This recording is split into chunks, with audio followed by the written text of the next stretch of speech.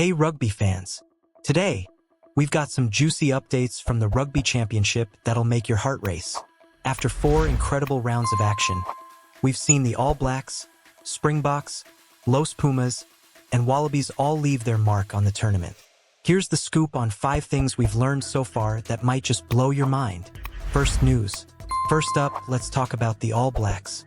Remember the days when they'd steamroll through the final 20 minutes, leaving opponents in their dust? Well, those days seem to be on pause. In this year's Rugby Championship, the All Blacks haven't scored a single point in the last 20 minutes of their matches. That's right, even in their big win against Argentina, they couldn't put up any points when it counted most. With Scott Robertson at the helm, the team's struggling to find that finishing power we used to see. Is it a matter of fitness, depth, or just bad luck? Robertson's got his work cut out for him to get this team back to its unstoppable self. Moving on to the Springboks. Wow, what a show they're putting on. South Africa, they're on the brink of clinching the title for the first time since 2019 and are absolutely ruthless in finding ways to win. Whether it's through set-piece brilliance, tactical kicking, or just sheer grit, they're making it work. Their performance in the Rugby Championship has been a testament to their resilience. Even with injuries and squad rotation, the Springboks keep finding ways to come out on top, proving that they're a tough team to beat. Then there's Los Pumas. Talk about a roller coaster. One week they're stunning the All Blacks, and the next they're struggling. But here's the kicker. Their inconsistency has been a major issue. They have the talent, no doubt, but getting those stellar performances week in and week out is their biggest challenge.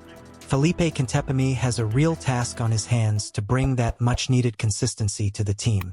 If they can iron out these inconsistencies, Argentina could easily push into the top 5 teams in the world. And let's not forget the Wallabies.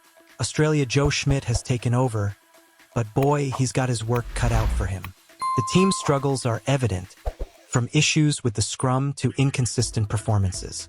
With injuries piling up and some key players missing, Schmidt's job is more daunting than expected. It's clear that the Wallabies need to plug some serious gaps and maybe even look abroad for some experienced players to bolster their squad. A win over the All Blacks would be a huge confidence boost, but right now, things are looking tough. So, to wrap it up, the All Blacks are struggling with their final quarter performance. The Springboks are showing incredible resilience. Los Pumas are wildly inconsistent but full of talent, and the Wallabies have a steep hill to climb. What an exciting Rugby Championship it's been so far. Second news. First big lesson. The All Blacks are no longer the winning machine they used to be. Remember the days when they dominated matches, crushing opponents in the final quarter? Well, those days seem to be long gone. This year, the All Blacks have struggled to close out games. In 4 Rugby Championship matches, they have not scored a single point in the last 20 minutes. And that's not all. Even in their 42-10 win over Argentina, they were unable to extend their lead late on. Scott Robertson has a lot to do to turn this situation around and restore the team to its former glory. Now, let's talk about the Springboks. These guys are a true force of nature. South Africa are one step away from winning the Rugby Championship for the first time since 2019, and it's no surprise. The Springboks have shown an incredible ability to find ways to win, even when the game isn't going their way. Whether it's through tactical innovation, a bit of individual genius, or quick changes on the fly, they've remained strong, despite injuries and team rotations. They may not be perfect, but they're incredibly hard to break. Moving on to Los Pumas, Argentina have been a real roller coaster this year.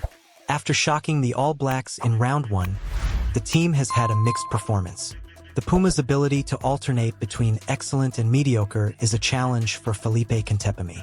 If he can find consistency, Argentina have the potential to become one of the best teams in the world.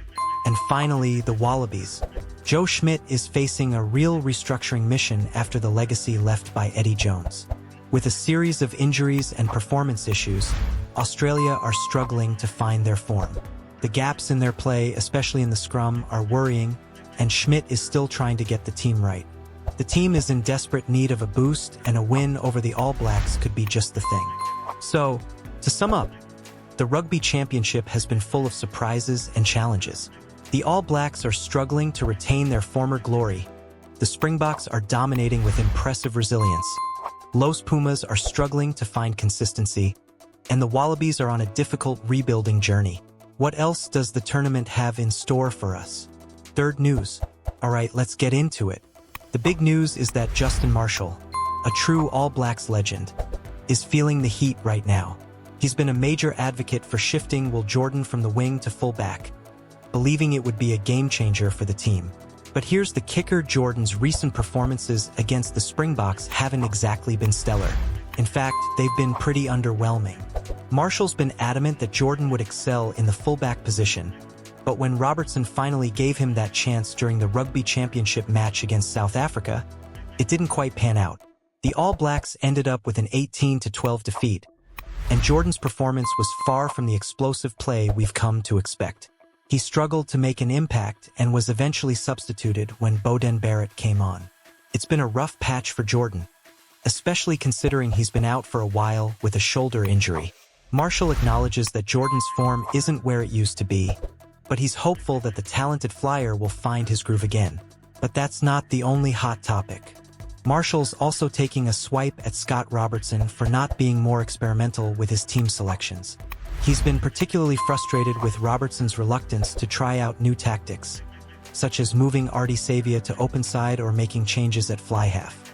Marshall did appreciate that Robertson gave Jordan a shot at fullback, but he's calling for even more experimentation, especially with Barrett putting pressure on Damian McKenzie in the fly half position. Marshall's frustration is growing because the All Blacks have faced a couple of tough losses to the Springboks, and he feels that the team needs to start addressing these issues if they want to reclaim their spot at the top of the world rankings.